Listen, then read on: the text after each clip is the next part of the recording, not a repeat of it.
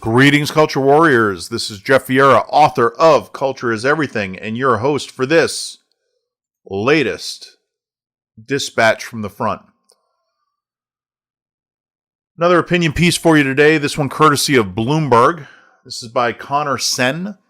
U.S. can't wait half a decade for a jobs recovery.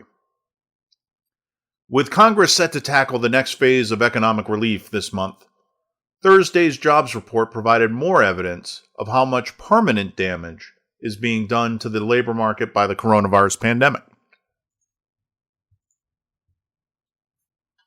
The number of workers being permanently laid off continues to grow even as millions of Americans who were furloughed have gone back to work. Expectations for how long it will take to get the labor market back to where it was at the beginning of the year are fluid, but some, such as San Francisco Federal Reserve President Mary Daly, are saying it could take the economy half a decade to recover even after the public health crisis ends. If it does take that long, that would represent a failure by Congress and fiscal policymakers to learn the hard lessons of the past decade. In an environment of low inflation and low interest rates, fiscal stimulus can and should be used much more aggressively to support workers and the economy. The job of economic policymakers during the next year should be twofold. First, to keep households, businesses, and state and local governments afloat for the duration of the crisis. Thanks to the Coronavirus Aid, Relief, and Economic Security CARES Act, the U.S. has done a good job of that so far for households. The results are more mixed for businesses, while state and local governments need much more support than they've gotten so far. After the pandemic is over and it's safe to fully reopen the economy, which may be during the next presidential term, more aggressive fiscal policy will be crucial. The end of the COVID-19 crisis, which is at best an early 2021 story, might sound like a long way off, but we're at the point in the election cycle when both political parties are coming up with their agendas. The country's 17 million unemployed workers deserve to know that this president or his successor in Congress will mount a robust response to unacceptably high levels of unemployment. That's why it's dangerous and wrong for Dailies and others to put forth the low expectations of a prolonged multi-year recovery for the jobs market. If there's one lesson we should have learned from the Great Recession and the slow expansion that followed, it's the budget deficits, growth in the national debt, and monetary expansion undertaken by the Fed did not create runaway inflation or dollar debasement as the pessimists feared. And I pointed out to you in a previous podcast why that was. It was because they took the advantage of the situation the banks were in to get the banks to buy up that debt, to increase their excess reserves over and above those required by law. And then the banks, because they were being hit with multi-billion-dollar settlements, just held on to that money. They didn't loan it out, which would have triggered inflation. They held on to it and started paying their settlements out of this. So it became this three-card Monte game where the politicians would pretend to punish the banks would put up, token defense and then pay out of the money that the federal government had given them the fees. So that three-card Monte game isn't really sustainable either. That money eventually will get out there. The Fed does seem to have learned its lesson. Unlike in 2009, when the yield on 10-year treasuries was more than 3%, as investors anticipated an eventual tightening of monetary policy, there's no such expectation today. Fed Chairman Powell said last month that the central bank isn't even thinking about raising rates. Fed policymakers have also talked about the value of using fiscal policy to support the labor market, recognizing that monetary stimulus has its limits. Fiscal policy doesn't have the same limits. An extreme example would be World War II, when the U.S. government increased its headcount by 50% between 1940 and 1942. We've seen with the CARES Act that when Congress is sufficiently motivated, it can approve trillions of dollars in spending, send checks to households, and supplement the income of workers who have been furloughed or laid off as a result of the pandemic. The constraints are political, not economic.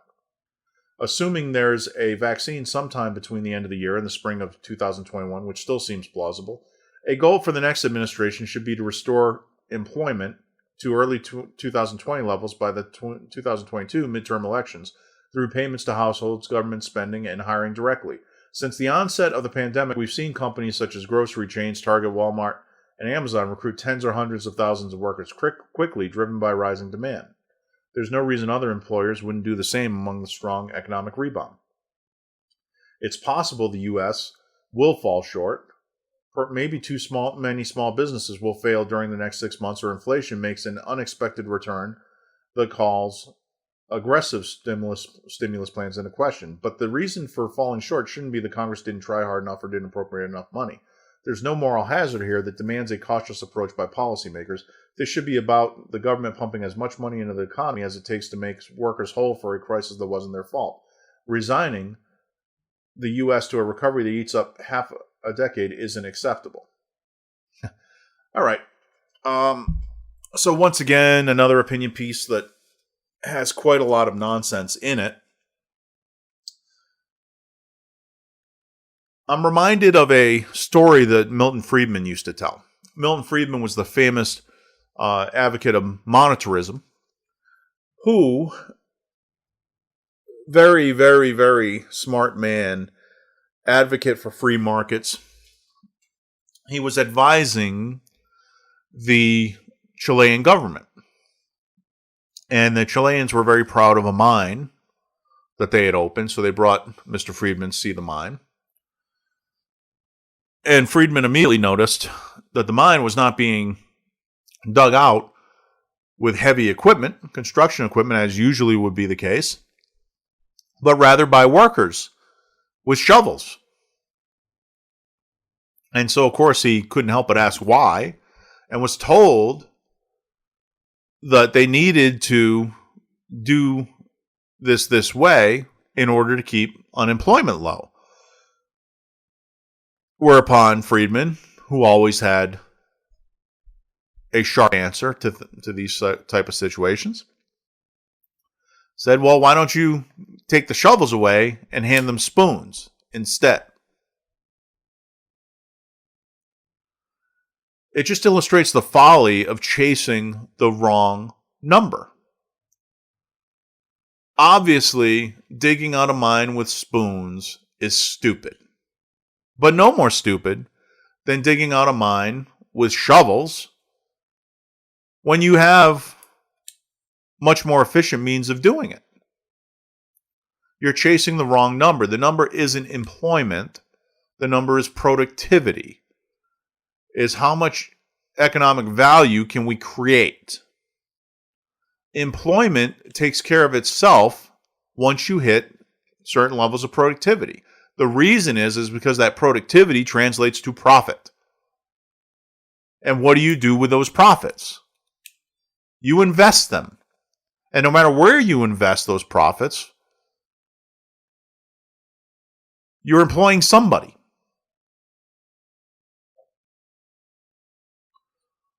So the simplest way to drive yourself to full employment is to become more productive by using your equipment, investing in equipment wisely, by eliminating waste. A large part of my career has been helping companies to eliminate waste so that they can improve their productivity, so that they can hire more people. And I'm telling you, those companies which improved in productivity, our overall staff never went down. Why? Because we would find new things to do, new ways to make money, and you would hire more people to help you come aboard and make more money. That's the natural order of things. So there's a folly when you see these kind of macroeconomic analysis to look at all the wrong numbers. The question is not money supply, overall money supply. The question is how can we free up the entrepreneur to generate more value? And yes, they need money as an input to that, but overall money supply doesn't tell you anything because a lot of that money filters towards things that are not entrepreneurial at all. Think of what's happened with solar energy. Solar energy can't survive without subsidies, massive subsidies. That's not productive money. That's just throwing it down a rat hole. Remember all of Obama's, quote, shovel-ready jobs that weren't shovel-ready? That was where that stimulus went. So when they say stimulus, they're chasing the wrong numbers. It's not just throwing cash at things and basically running up your national credit card. That doesn't do anything. We could just print money. Yeah, that'd be great. That's a solution to everything. Let's print money. And all it does is lower the value of that money. That's what inflation is. It's the decline in purchasing power over time. You have to look at what the obstacle to business is. The root cause of this crisis is nothing to do with the economy, it has everything to do with these politicians and their moronic response to this pandemic. And again, they're doing it, if there's an economic purpose for it, it's their own economy, their own wealth that they're interested in. But otherwise, it's just political and psychological. They always have wanted to be Hitler, ever since they wore that orange belt as a safety patroller back when they were in elementary school. They live to lord it over people. And the pain that they are inflicting on this country, the economic devastation that they have inflicted on this country, all goes back to little Timmy needing to feel important. So you have to deal with the root cause of that, which is stop the unconstitutional lockdowns.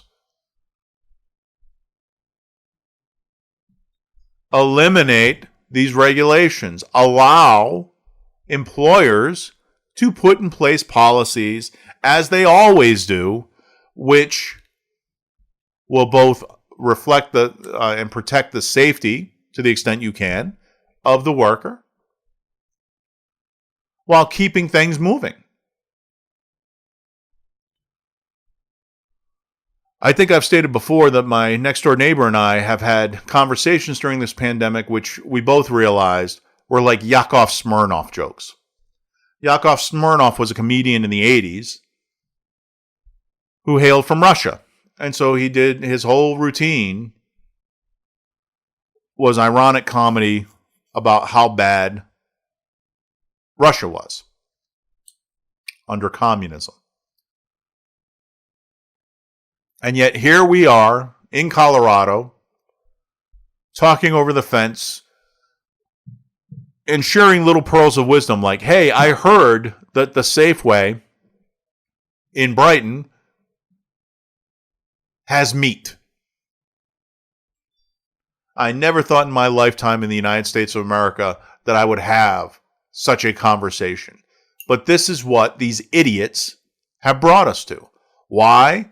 Because their moronic policies have so disrupted supply chains that we can no longer get the abundance of meat that we have reliably to the market.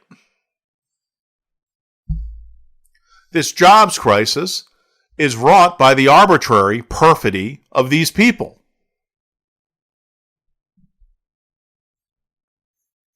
And it's been overwhelmingly focused upon small businesses.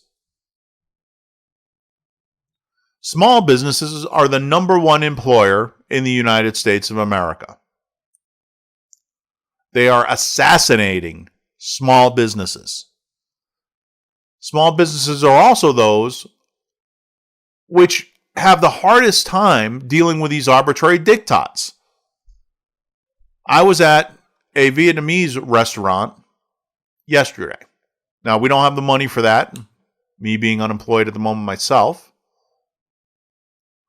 But we felt it was important from time to time to go out and support these restaurants, try and help them keep afloat. It's our little contribution.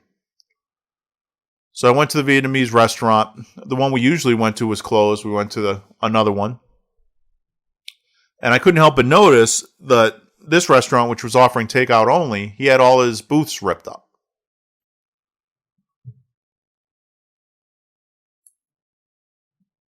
But obviously, the business was struggling because the overall demand is down, number one. Their takeout business doesn't compete really with what they were making in their in-house business, but he couldn't open the dining room because there wasn't a way to get 6 feet of distance. If you've seen any of these places, and pho restaurants are an example, sushi restaurants are another, ramen noodle shops are another.